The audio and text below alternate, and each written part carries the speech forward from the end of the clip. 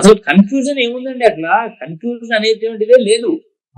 నేను గత 6 నెలల నుంచి వన్స్ ఇన్ ఎవ్రీ 3 months కూడాను నాకు తెలిసినటువంటి వాళ్ళతోటి, అంటే వాళ్ళందరూ ఎలాంటి వాళ్ళు అనేసి అంటే ఇచ్చాపురం నుంచి అనంతపూర్ వరకు ఉన్నటువంటి వాళ్ళు, మన రోడ్ల మీద తారు వేసుకునేటువంటి వాళ్ళు R&D ఎంప్లాయీస్ అన్నమాట.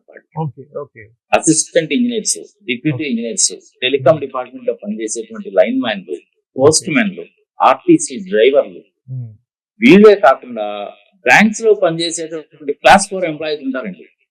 వాళ్ళకి ఏంటంటే ఈచ్ అండ్ ఎవ్రీ డే కూడా బ్యాంకుకి ఎవడొస్తాడు, వాడికి ఎన్ని ఎకరాల పొలం ఉంది, వాడికి సొంత ఇల్లు ఉందా, ఇంట్లో 2 గేదెలు ఉన్నాయా, వాడి పిల్లలు ఏంది, సంగతి మొత్తం తెలుసండి వాళ్ళకి. కనీసం 10,000 మందికి సంబంధించిన ఇన్ఫర్మేషన్ వాడి దగ్గర ఉంటుందండి. అలాంటి వాళ్ళతోటి నేను కాంటాక్ట్స్ పెట్టుకొని వన్స్ ఇన్ ఎవ్రీ 3 months కి ఎవాల్యుయేట్ చేస్తూ September 30th కి, 31st December కి, 31st March కి, మన లాస్ట్ టైం నేను మళ్ళీ కూడాను కొంతమందిని అడిగి 11th May కనుక్కున్నప్పుడు నేను వీటన్నిటిని క్రోడీకరించి ఒక నిర్దిష్టమైన నిర్ణయానికి వచ్చిన తర్వాత చెప్తున్నాను. నేను వైఎస్ఆర్సీపీ వాళ్ళకి 120 సీట్లు ఎమ్మెల్యేస్, 20 సీట్లు ఎంపీ సీట్లు తగ్గకుండా వస్తాయి. ఇది కారణాలు అనేటువంటి అనేకం ఉండొచ్చు. ఆర్ మస్తాన్ గారు ఒకటి చెప్తారు, ఆత్మసాక్షి గారు ఒకటి చెప్తారు, ఎన్డీటీవీ వాళ్ళు ఒకటి చెప్తారు, రకరకాలుగా ఉంటాయి. ఎవరి కూడాను 100% కరెక్ట్ కాదండి. అంతవరకు మాత్రమే కరెక్ట్ ఉంటాయి. అది 80%, 85%, 95% అనేది కరెక్ట్ గా ఉంటాయి. అంతేగాని అంతకంటే ఎక్కువ ఉండవు. 2019లో 11వ తారీఖు ఏప్రిల్ 2019 ఎలక్షన్లు జరుగుతాయన్నప్పుడు కరెక్ట్ గా ఒక్కరోజు ముందండి, అంటే 10వ తారీఖు ఏప్రిల్ 2019లో చేసినప్పుడు సుమన్ టీవీ వాళ్ళను వేరే వాళ్ళు అడిగితే 100 సీట్లకు తగ్గకుండా జగన్మోహన్ రెడ్డికి వచ్చాయని చెప్పాను. ఆ వీడియో దొరుకుతుంది, చూసుకోండి. ఇప్పుడు కూడాను నేను అదే విధంగా చెప్తున్నాను, వైఎస్ఆర్సీపీ వాళ్ళకి 120 ఎమ్మెల్యే సీట్లకి తగ్గవు. ఒకటో రెండో అటో ఇటో ఉండొచ్చు, కరెక్ట్ ఫిగర్ అయితే 100% మనం చెప్పలేము. ఈ విధంగా నేను చెప్పడానికి కారణం ఏంటంటే ఇంచుమించుగా 100 గ్రామాలు నేను తిరిగానండి గత 20 రోజులు 30 రోజులు. ఆ గ్రామాల్లో ఉండేటువంటి ప్రజలు, ఎస్పెషల్లీ మహిళలు ఎంత చైతన్యంగా ఉన్నారంటే కసిగా ఓట్లేశారండి. ఈసారి ఓట్లు వేస్తారు అన్నటువంటి సంగతి నాకు ఎప్పటి నుంచో తెలుసు. ప్రత్యేకించి ఏప్రిల్ 20వ తారీఖు దగ్గర నుంచి మొదలుపెట్టి మే 10వ తారీఖు వరకు నేను చూసిన గ్రామాల్లో మహిళలలో ఉన్నటువంటి చైతన్యం నేను నా 40 సంవత్సరాల ఎక్స్పీరియన్స్ లో ఎప్పుడు చూడలేదు. మేము ఒకప్పుడు ఎలక్షన్ ప్రచారానికి వెళ్ళినప్పుడు సైకిల్ వేసుకొని పోయి ప్రచారం చేసి రాత్రిపూట ఏ ఊర్లో ఉంటే ఆ ఊర్లో ఉండి వాడు పెట్టినటువంటి ఆ మధ్యగన్నము, పెరుగన్నము, మామిడికాయ పచ్చడి తిని మేము ఇద్దరి మీద చాపులు వేసుకొని పడుకునేవాళ్ళం. సరే ఇప్పుడంటే కార్లు వచ్చేసినాయి, జరుగుతుంది. ఎక్కడికి వెళ్ళినా సరే మహిళా చైతన్యము, స్త్రీ శక్తి అనేటువంటిది 41.86% ఓటింగ్ రావడానికి కారణం అదే. 2004 దగ్గర నుంచి 24 వరకు తీసుకోండి మీరు. 2004, 2009, 2014, 2019 70%, 73%, 78%, 80%. ఇప్పుడు 81.86%. 10 లక్షల మంది ఆడవాళ్ళు ఎక్కువ ఉన్నారు, వాళ్లే ఓట్లేశారండి. పల్లెటూళ్ళలో అయితే రాత్రిపూట 10 గంటలకు నన్ను అరుగుల మీద కూర్చోబెట్టి, సార్ ల్యాండ్ టైటిలింగ్ యాక్ట్ మా భూములు తీసేసుకుంటారంట కదా సార్, నిజమేనా సార్? కాదమ్మా, చట్టం చేశారు, అమల్లోకి రాలేదు, మీ భూమి మీదే, ఎక్కడికి పోరు, భయపడాల్సిన పని లేదు సార్. ఇప్పుడు యాక్చువల్గా ఓటింగ్ శాతం పెరిగింది అంటే ప్రభుత్వ వ్యతిరేకత అనేది మనకి తెలంగాణలో తెలిసింది కదా.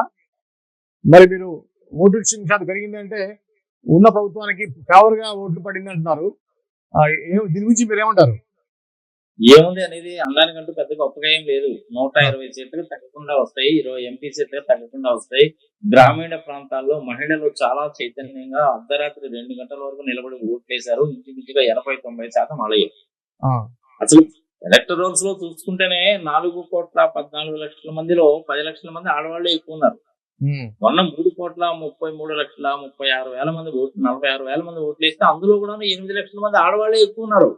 అదే నాగార్జున రెడ్డి గారు ఇప్పుడు అంటే టీడీపీ వాళ్ళు అనేది ఏంటంటే, కూటమికి సంబంధించిన వాళ్ళు అనేది ఏంటంటే మహిళా ఓట్లు అంటున్నారు. వాళ్ళు మహిళలు ఇంట్లో వాళ్ళు చెప్పినట్టుగా వింటారు కదా, భర్త పిల్లలు చెప్పినట్టుగా వింటారు, కాబట్టి ఆ ఓటు కూడా మాకే పడ్డది అనేది వాళ్ళనేది. మీరనేది ఏంటి సార్? ఎవరి వాదన వాళ్ళది సార్. రేపు ఇంకొక 3 రోజులు పోతే తెలిసిపోతుంది. ఇవాళ 6:30 దగ్గర నుంచి కూడా మొదలవుతాయి. ఆరా మస్తాన్ గారు ఒకటి చెప్తారు, వేజ్ వాళ్ళు ఒకటి చెప్తారు, ఆత్మసాక్షి వాళ్ళు ఒకటి చెప్తారు, నేను ఒకటి చెప్తాను, వాళ్ళు ఒకటి చెప్తారు. జగన్మోహన్ రెడ్డి లండన్ వెళ్ళడానికి ముందు ఆల్రెడీ ఐపాక్ ఒకటి చెప్పిపోయాడు. ఎన్డీటీవీ వాళ్ళు ఒకటి చెప్తారు, రిపబ్లిక్ టీవీ వాళ్ళు ఒకటి చెప్తారు, ఒక్కొక్కడు చెప్తారు. ప్రజాస్వామ్యంలో ఉన్నాం సార్, ఎవరి మాట కాదనడానికి వీల్లేదు. నా అనుభవం నేను చెప్తున్నాను. వైఎస్ఆర్సీపీ వాళ్ళు 120 ఎమ్మెల్యే సీట్లు 20 ఎంపీ సీట్లు తగ్గకుండా వస్తాయి. You take it granted. నా అనుభవం బట్టి నేను చెప్తున్నాను. అన్ని నియోజకవర్గాల్లో ఉండేటువంటి వాళ్ళని ఎవరెవరిని కాంటాక్ట్ చేశానని చెప్పాను. మీకు జగన్మోహన్ రెడ్డి కావాలా, మీరే నిర్ణయించుకోండి. ఆయన ఇచ్చినటువంటి నినాదం ఒక్కటే, నేను చేసిన పని మూలకంగా మీ కుటుంబానికి మేలు జరిగింది అంటేనే నాకు ఓటేయండి అన్నాడు. ప్రజలు నమ్మారు. ప్రభుత్వ స్కూళ్లు బాగుపడ్డాయి. కొత్తగా 4 కొత్త పోర్ట్లు వస్తున్నాయి, 10 షిప్పింగ్ హార్బర్లు వస్తున్నాయి, 700 కోట్లతో కూడా ఉద్దానం కనపడతా ఉంది. కేంద్ర ప్రభుత్వం వాళ్ళు శ్రీపోరా బాబు అన్నా కానీ కడపలో స్టీల్ ప్లాంట్ కనపడుతుంది, సెంచురీ ప్లైవుడ్ కనపడుతుంది, ఇన్ఫోసిస్ కనపడతా ఉంది, భోగాపురం ఇంటర్నేషనల్ ఎయిర్పోర్ట్ కనపడతా ఉంది. 4,000 కిలోమీటర్ల నుంచి 8,000 కిలోమీటర్లు నేషనల్ హైవేస్ పెరిగాయి. ఇంకేం కావాలి సార్ మీకు? ఎందుకంటే పరిశ్రమలు రాలేదు అంటారు. ఎవడండి వాడు ఆ మాట చెప్పు తీసుకోవటానికి? ఒక్కసారి reserve bank of India website లోకి వెళ్ళి చూసుకో. Department of industrial policy and promotion, New Delhi ఉద్యోగ భవన్ వెళ్ళి చూసుకో. గవర్నమెంట్ ఆఫ్ ఇండియా వెబ్సైట్ లో చూసుకో. ఎన్ని ఇండస్ట్రీస్ వచ్చినాయి నీకు తెలుస్తాయి. 1,00,000కి పైగా small and medium scale industries వచ్చినాయి సార్. 42,000 కోట్ల రూపాయల ఫారెన్ డైరెక్ట్ ఇన్వెస్ట్మెంట్, అంత ఫారెన్ కరెన్సీలో వచ్చింది. నేను చెప్పేది కాదు, department of industries, government of India వాళ్ళు చెప్పారు. మీరు చెప్పే విధంగా వైసీపీ ఉన్నారండి. ఆగండి సార్, మీరు 10,000 కోట్ల అప్పు 10,000 కోట్ల అప్పు అని దిక్కుమాలి ప్రచారాలు చేశారు. తెలుగుదేశం పార్టీకి సంబంధించిన కనకమేడల గారు పార్లమెంట్ లో అడిగితే 4,42,442 కోట్లు 31 మార్చి 2023 అని చెప్పాడు. ఇంకేం కావాలి అంతకంటే? 1,00,000 కోట్లు జగన్మోహన్ రెడ్డి దిగమింగేశాడని చెప్పి తప్పుడు ప్రచారాలు చేస్తారు. దరిద్రం ఉన్నాడు. జేడీ లక్ష్మీనారాయణ గారు 1,500 కోట్లే చెప్పారు. అయినా గారు ఇప్పటికీ అదే మాట మాట్లాడతారు. TV9 వాళ్ళు ఎన్టీవీలో సాంబశివరావు, నేను ఎంటెక్ చదివానంటే ఆ రీతిలో ఇంజనీరింగ్ కాలేజీలో అంటాడు. నీ డిగ్రీ చూపించవాలంటే పత్తా ఉన్నాడు. రామోజీరావు గారు 2,600 కోట్ల రూపాయలు ప్రజల దగ్గర తీసుకున్నాడు, అడ్డంగా చట్టాన్ని వైలేట్ చేసి.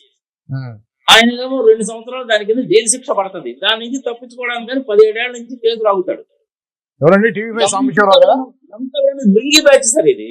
ఈ 4 TV channels, 2 news papers lungi batch. ఒక్కడికి నీతి, నిజాయితీ, న్యాయము, ధర్మం ఉండదు. చట్టాలను వైలేట్ చేయాలి, గూండాయిజం చేయాలి, గందరగోళం చేయాలి.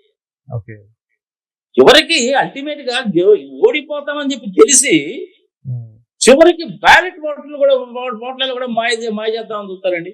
కామన్ సెన్స్ తోటి ఆలోచించండి సార్ మీరు. ఎవడైనా సరే, నేను సర్వీస్ లో ఉన్నాను కాబట్టి, పోలింగ్ బూత్కి వెళ్ళి ఓటు వేయలేను కాబట్టి నాకు ఇవ్వండి అనేసి అంటే ఫామ్ ఇచ్చారు. ఫామ్ మీద వాడి పేరు రాసుకుంటాడు, ఏ నియోజకవర్గం రాసుకుంటాడు, వాడి రోల్ నెంబర్ ఎంతో రాసుకుంటాడు, వాడి ఓటర్ ఐడి వేస్తాడు, వాడి డిజిగ్నేషన్ ఏందో రాసుకుంటాడు. ఇదంతా కరెక్ట్ అనేటువంటిది అక్కడ ఉన్నటువంటి ఆఫీసరు, నేను సుబ్బారావుని, డిప్యూటీ కలెక్టర్ ని, పలనాడు జిల్లాకి నా గవర్నమెంట్ ఐడి ఇది అని చెప్పి చేత్తో రాసి అన్నా చేయాలి. లేదా వాడు స్టాంప్ అన్నా వేయాలి. స్టాంప్ వేయాల్సిన అవసరం లేదట, చేత్తో రాయాల్సిన అవసరం లేదట. ఇది న్యాయమా ధర్మమా? ప్రజలు విజ్ఞప్తి కామన్ సెన్స్ పాయింట్ సార్. అది ఎవడైనా అడుగుతాడు. అది